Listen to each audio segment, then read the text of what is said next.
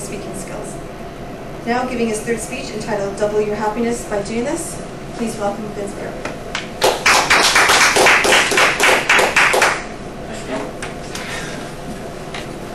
Madam Toastmaster, fellow Toastmasters, and welcome guests.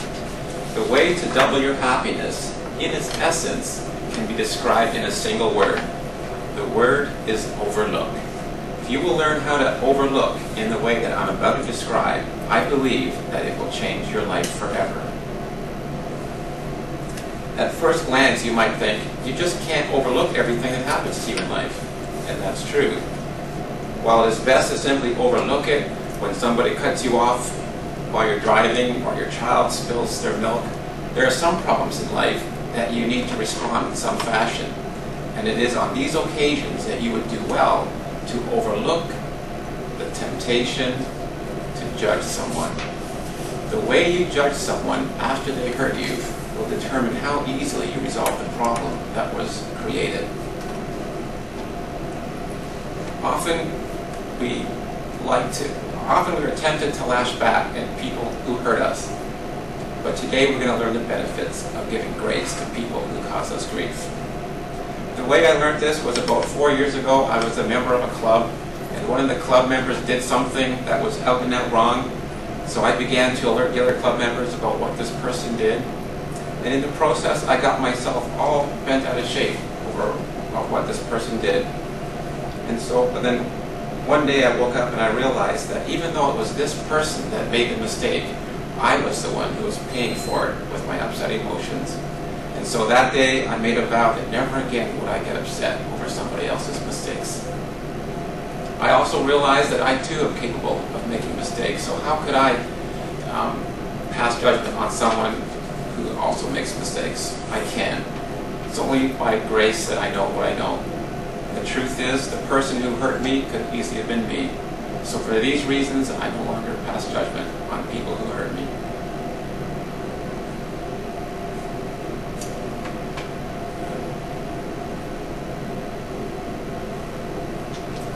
Okay, pause for a second.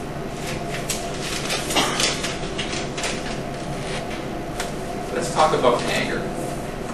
You take you look at the past situation in your life that caused you to be angry. And in most cases, the reason you got angry is because you passed judgment on somebody. You identified something that you thought was wrong, and you passed judgment on the person. And so you judged the action, but you went too far to judge the person. A good analogy is this. Think of the person who hurt you as a spider, and think of the hurtful act as a spider's web. The person committed the hurtful act, the spinning of the web, and then draws you into the web the moment you pass judgment on them. Dale Carnegie, in his best-selling book, How to Win Friends and Influence People, sums up the first chapter with these words: never criticize, condemn, or complain. He says that because most people will never admit that they've done wrong, no matter how hard you try to convince them otherwise. So if it does no good to criticize a person to their face, and it does no good for your mood to criticize a person in your heart, then why judge them? It's a waste of mental energy. And life's too short. Are you going to spend 1 minute fretting over something that's already happened? The proper thing to do is to ask yourself, okay, the deed is done, how do I best respond to it? So it is at this point, though, that you need your peace of mind, because any anger associated with the incident is going to cloud your judgment as to how best to respond to the problem. So you first need your peace of mind. Now assess what your options are, and if you're not sure, then go ask for help. You can save yourself a lot of heartache when you respond to a problem correctly the first time. The other thing you can do to help yourself respond well to life's problems is by saturating yourself with positive stimuli. Do you know that what's in you in abundance will come out of you when life squeezes you? If all you do is fill yourself with TV and movies, then that's how you're going to respond to life when life gets hard. But if you saturate yourself with material that promotes personal development, personal peace, personal happiness, then that's how you're going to respond when life squeezes you with its problems. What I want for my life is that when life squeezes me, when people do things to me that might otherwise upset me, I want there to be a steady flow of grace, an abundance of grace. No anger, just grace for their sake and for mine. Finally, do you know that your heart was never meant to be pulled down by the problems of life? In fact, anger toward yourself and others can lead to premature death. Doctors tell us that 80% of the people in the hospital are there because of some anxiety-based illness.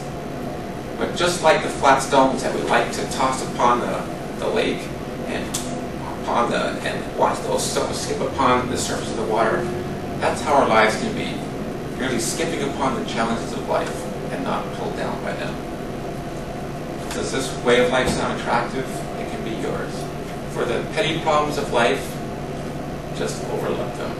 For the more serious problems of life, purpose to overlook the temptation to pass judgment.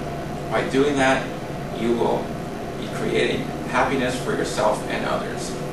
So I encourage you today to overlook the temptation